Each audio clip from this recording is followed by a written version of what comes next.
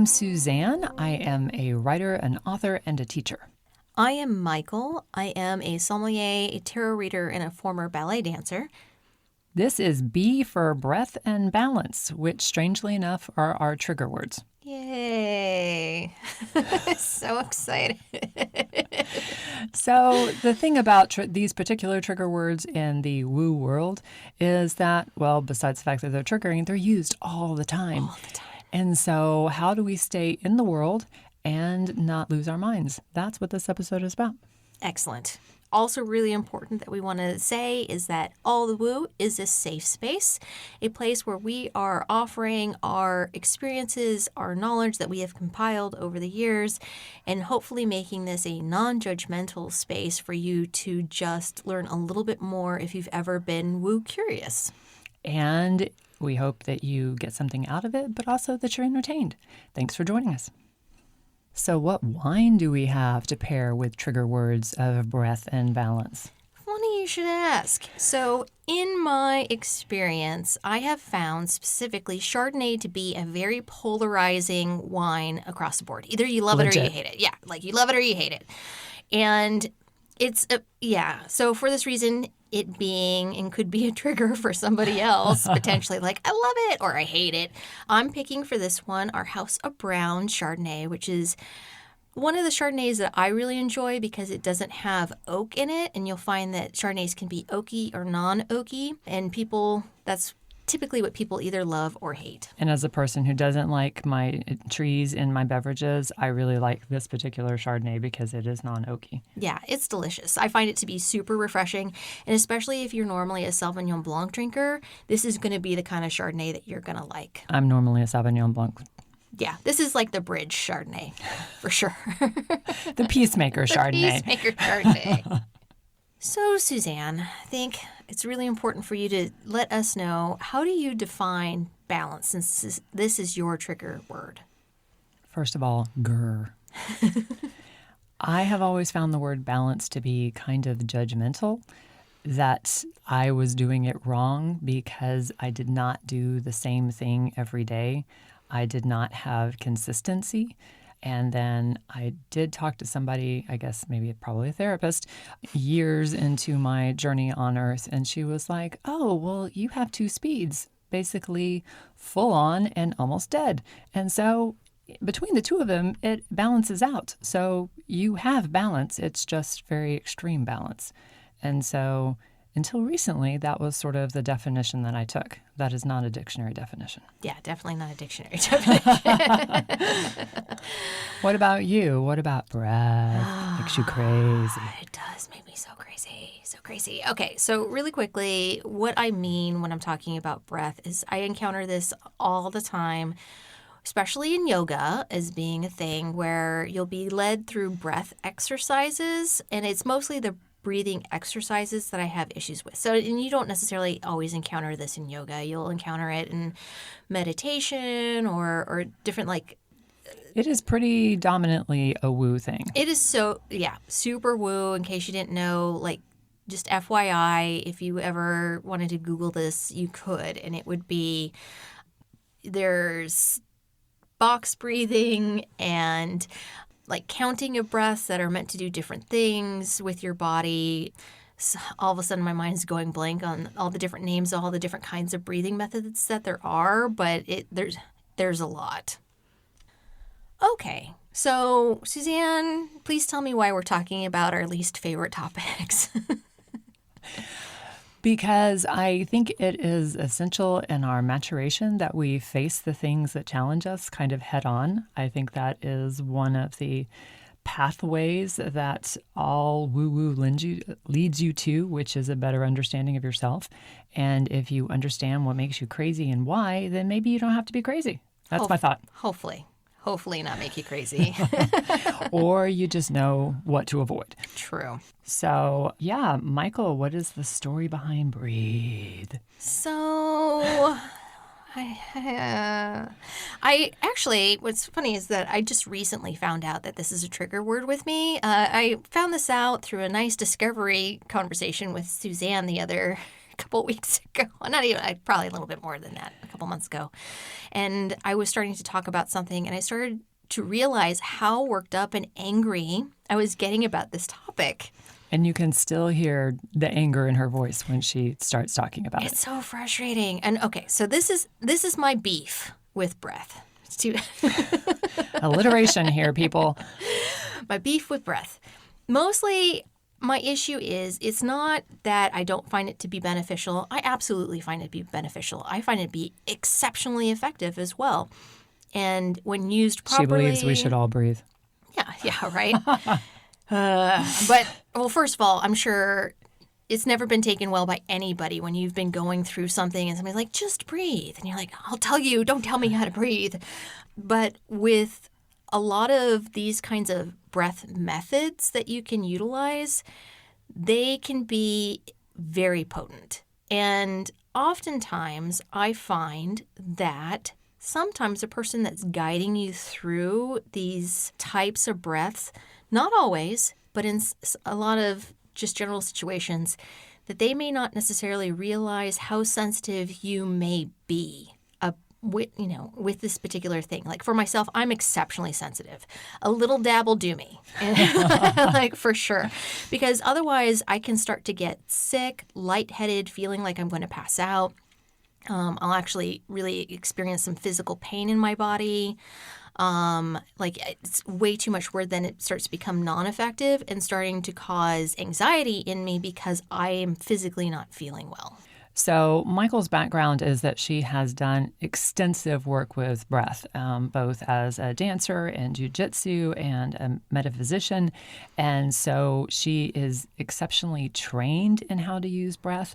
And so it's kind of like asking a Maserati to take you to school, which I'm sure people do, but you know. Well, thank you. Thank you so much. I appreciate that kind of explanation on it. But it's true. And I often find where I have the issue is where, especially in a group setting where you're breathing together with a lot of other people, that somebody keeps it going longer or in the beginning does not say that you have the ability to kind of do this at your pace, especially if you're starting to really feel it, that you can back off or you can stop if you need to stop. They don't really give you that leeway in order to do that. You kind of have to take your own liberties with it. And so we're just going to give you a carte blanche permission slip in any woo situation. If you start feeling uncomfortable, just stop. Just stop it. Don't wait for the teacher, the instructor, the guide, the guru, the whoever. The biggest guru is who lives inside you, and that is who you are doing all of these practices to hear better. And so when you start feeling uncomfortable, just be like, you know what? I've been given permission from myself to stop. Yeah, I'm done. That was enough for me, because otherwise when I have tried to push through it, and that's where I kind of have the issue, honestly, is that because of my background with dance and with Brazilian Jiu-Jitsu and things like that, my issue is not grinding through, right, and getting to the other end. That is actually my hurdle, is that I have a tendency to do that to a fault. She will double down. Oh, yeah, and triple down then after and be like, more? Do you need more? And so I have a hard time backing off and listening to just this much. Like, if you tell me to do something, that's exactly what I'm going to do. And I'm going to do it until you tell me to stop. Exactly. Yeah, that's the hard part for me. So especially as I'm being guided through and somebody's not being aware of what's going on with the people, and especially if they're doing the exercise with you, they can kind of like get lost in it because it feels good to them and not want to stop. And I'm just like, please make it stop. Yeah. So that is my issue with the B word. Suzanne, okay, what exactly is your issue with balance? Okay, so as I mentioned, I have always found it judgmental, but I have discovered something in the past. Actually, as soon as we started talking about this, I started getting presented with different ways to approach this. Okay. And so one of them is rebrand the word. Mm-hmm. So balance in some cultures and in some explanations actually refers to beauty and harmony. And if I take the word balance when somebody tells me, you need to balance your life, and just be like, no, if I just beautify my life, it will naturally come into harmony. It will naturally be the B word. But even more interesting is that we're both really into Egypt. It's a long story that we'll give to you on E, but at the moment, there is a goddess in ancient Egypt who was represented by a feather. Just go with me, people. Maat. And her whole thing was she was balancing her feather against your heart in the afterlife. And the ancient Egyptians were always pursuing some concept of balance, but what they meant by that was justice and what we would call equality and compassion and those kinds of things that harmonize and make life beautiful. And so I've been kind of like, okay, when I hear this word, I am just going to rebrand it. And since then, ironically, I've gotten a whole lot of words of balance thrown at me, and it has become kind of a, oh, I like this. Beauty, harmony, Mayat. The funny thing that you bring in the Egypt thing is a lot of Egyptian art, architecture, and those kinds of things. That's the basis of a good majority of their art. It was important that it had physical balance to it. You have one thing on one side, you have something on the other. You'll see that in all their buildings. And it's one of the things that makes it visually appealing over spans of time. This is something that is not lost over time. And I've always, as an artist, this is another thing I didn't kind of throw out in my who I am, but I'm actually also a painter. That's what I went to school for. That their nature, I've always been amazed by the fact that complementary colors, when you're painting and you're putting down color, that's something that you're looking at. You're looking at, if you want to put down blue, then at some place you're going to have to work in orange so that it makes sense. Otherwise, it becomes, it becomes uncomfortable. Yeah. You may not know why. You're not like, I feel like it's missing orange. That may not be going through your mind, but somehow you're feeling like it's missing orange. And in my life and my decor and how I dress and all of those things, I have always sought that kind of beauty that basically just makes my nervous system feel at ease. I mean, it truly is like a health thing for me to be surrounded by beauty. And so it's like, oh, well, in that case, yes, I can see how when people have been like, you need balance in your life, it's just like, just beauty. Get some flowers that are the color that complement that complement,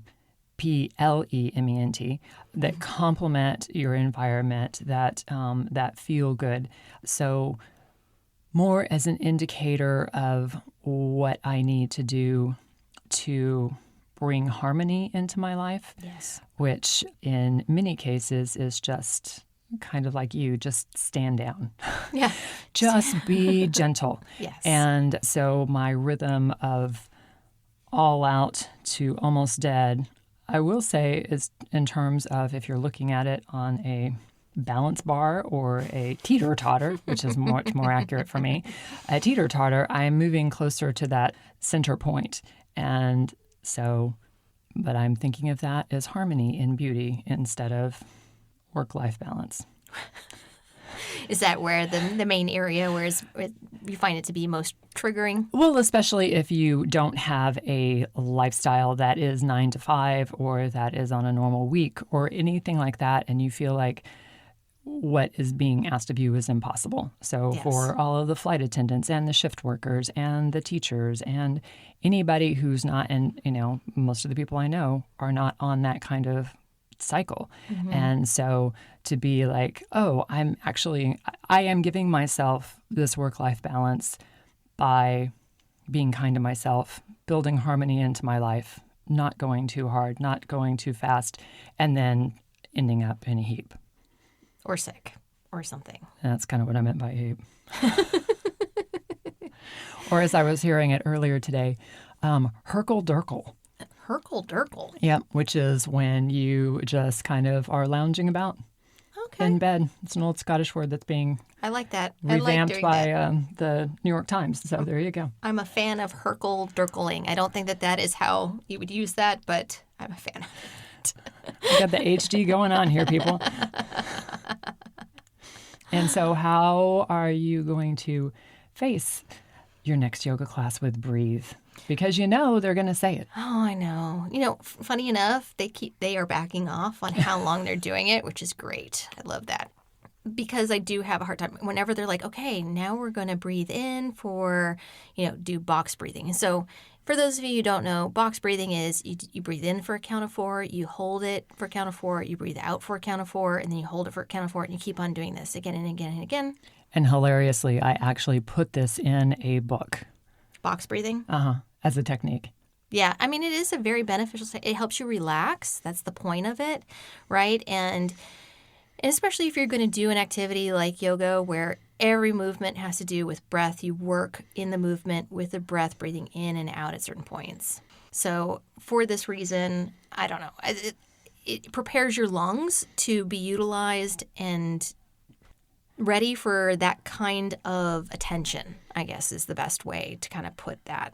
So I'm trying my best that when somebody tells me or starts something like that, that I am first giving myself a permission slip to, I'm going to do what feels comfortable, and then past a certain point, I'm okay to just breathe on my own for my normal breath. So you got your permission slip from us right here. Thank you. Okay, so Suzanne, what's the benefit to identifying the words that trigger you? I think, for one, you understand, it's just a question of self-control. I'm going into this situation, I'm going to be told this, and I know ahead of time kind of how I can modify my response to that. So that, not an adult person having a temper tantrum in the middle of Starbucks. That's nice. That's good. I've seen that. I think that's beneficial to the world. What about you? I didn't find mine until fairly recently, and it would just so happen that we started to talk about something, and I started to realize how angry I was. And I was like, man, I don't like harboring that kind of emotions over something, especially something that is all over and that you're told to do and a part of everything.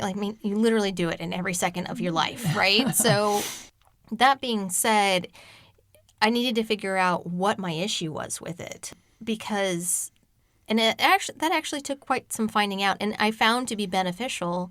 Then I started to realize, I'm like, oh, it's not the actual act of doing it. It's not that. It's just that I personally don't like it when people don't realize the power that they wield. And that was my larger issue, to be honest with you. That was my problem. And was an insight to myself that I started to kind of see that maybe I was working with a deeper understanding of it than I realized. Mm-hmm. And that can be really beneficial. It's more like a self-realizing moment, not necessarily that the whole world needs to know that. You don't need to put it in your diary or put it on Instagram. But at the same time, I think the better that you know yourself, the better job you can do of presenting yourself every day to the outside world. Yeah, it's a step towards authenticity. Yeah. And I think for me, realizing that was a lack I felt or a wound, and why it triggered me is it felt like I was being given some impossible task. Mm-hmm. That it was because of the lifestyle I have and the choices I've made, I can just never be this arrived, balanced person. And it felt very defeating. And I think sometimes for people who do have, again, schedules that are not the norm, that they can feel shut out of different parts of life, or we can feel shut out of different parts of life. And so realizing that was the word that was kind of encapsulating that for me. Mm-hmm. Somebody's telling you you're not doing it right. Yes. Yeah. And you don't have any hope of it. Yeah. You made those choices too long ago. You can't go back. And then going through a period where it was fine, I'm just not going to do it at all. I'm just going to be more extreme. Screw y'all. Yeah. Which is not really a beneficial spot to be in because the body does break down. So realizing that was what the trigger was, and then investigating beyond that to the wound, mm-hmm. and then being able to figure out how to bandage that wound in order to be beneficial. Yeah. And so To me, that is the benefit of understanding what your trigger words are. But also, it just makes your day better when you know what the things are that make you feel bad. It really does you more of a service to know those areas of life where you need to give yourself grace. Like, I think that that's really Beautiful. important. Like, this is an area where I need to handle myself with kid gloves, and that's okay. But know what you need to do in order to accommodate, so it doesn't become the whole world's problem. That it's just something that can be handled with you. Yeah, yeah. So, in closing, If you haven't already figured out what you know what your trigger word is, maybe start paying attention to conversations that you have maybe at work, but then, I mean, I think it's a little too easy at work. Maybe with your friends. And because you'll probably have more authentic conversations there, and try to kind of pay attention to if there's anything that starts to and irritate. being the one in the conversation with Mychal as she was having this realization and being able to watch her shoulders come up, her face turn red, and her diction becoming very precise and sort of, Forceful? yes. Sort of like her teeth were gritted in the back. Those kinds of things can all be indicators. So, just, sit there and ask yourself why a specific conversation made you feel icky, and see if it was any of those words. So, Well, and I mean, just to be clear, I'm pretty sure you know this, but it doesn't need to be a B word. It may be a B word, but it doesn't have to be a B word. It would just so happen that for us, our shared mutual trigger words happen to start with B. and we had a podcast that was A to Z. So there you go. Perfect. You already know our Achilles. But I think, we both have worked through them, and we hope that you find what works best for you. So we hope that you join us in our next episode that's coming up, which is not a trigger word, thankfully. C for Chakras. I'm excited about this. All right. We'll see you next time on All the Woo A to Z.